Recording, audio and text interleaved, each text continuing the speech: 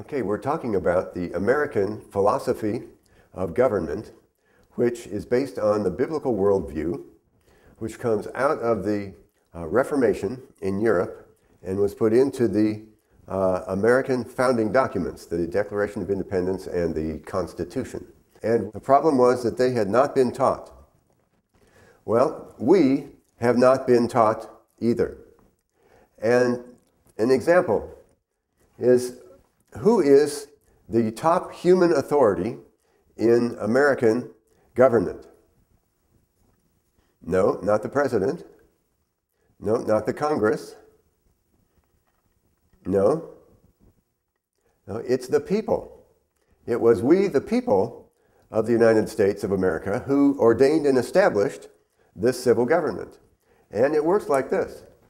We have the individual, and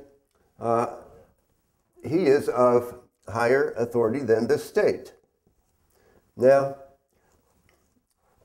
in the Reformation view, who is of ultimate authority in the individual's life? Yes, God is. God is sovereign. And that means that God is the top authority. And he rules the individual through the Bible. And then the way it works is these individuals get together and they say, well, what does God say in the Bible about how to put together a civil government and for what purposes? And so the individuals then tell the state what it can do and what it can't do. And this is government by consent of the governed. Now, there are people who don't believe that God is sovereign. They maybe don't believe that he exists, or they don't know him personally. And so this is not really a possibility for them. And they look around and they say, well, where does the ultimate sovereignty lie? And they come to another idea, and that is that the state is sovereign, that the civil government is sovereign, and that the state rules and controls the individual. And in this view, the state is the servant of the individual. In this view, the individual is the servant of the state. And this is a big difference. Now, there are those who don't believe that God is sovereign, and don't know him, but they don't like the idea that the state is sovereign. They say, who gives that guy the right to tell me what to do? And they come up with another idea, and that is that the individual is sovereign in and of himself. In other words, what that looks like is the individual deciding for himself what's going to be the law by which he abides. And so, over here, where we have all the individuals doing what's right in their own eyes, we have a name for that, and that is anarchy. On the other hand, over here, where the state is sovereign, where the state is the top authority, then this is called tyranny. But in the center here, we have something that we call liberty with law. We have liberty instead of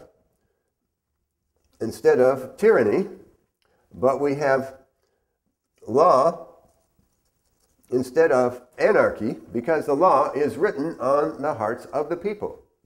And as the people govern themselves under God and do what's right on their own, then they don't need external force to control them. In this view, the purpose of civil government is control. Whereas over here, the Bible gives certain proper functions and boundaries that have to do with protection. And that is to protect the individual from other predatory individuals who would try to harm them, and also to protect the individual from a predatory state. So the idea here is protection, and over here is control. Now, the problems arise here when the people drift away from God.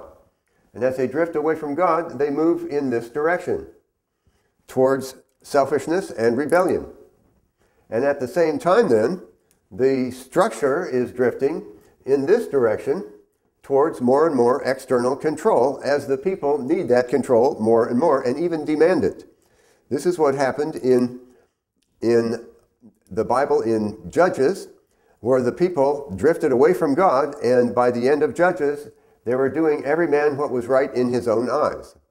Well, the next few chapters later, they were demanding a king. They were wanting this rather than the freedom that they were in at the time. And that's what happens when we lose sight of God. We start demanding a king on every different side. Now, the problem is that anarchy and tyranny are two sides of the same coin, because that when the people drift towards anarchy, the people start demanding that somebody take care of this chaos, and it flops over to tyranny. Now, this is the difference between the biblical view here, in which the state has proper functions and proper boundaries, and this view over here, where the state is sovereign, and it has no boundaries at all, and defines its own purposes, functions. Now, where the state is sovereign, this is called socialism. Socialism has different forms.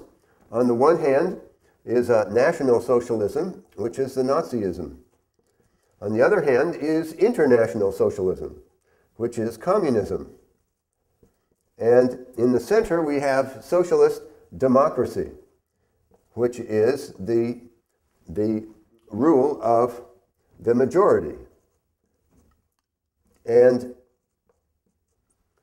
But they all come from the same presupposition that the state is sovereign. Now, in our day, in all of our fear and irritation about the drift that we see towards tyranny, we need to recognize that there's also a drift towards rebellion and anarchy and selfishness as well.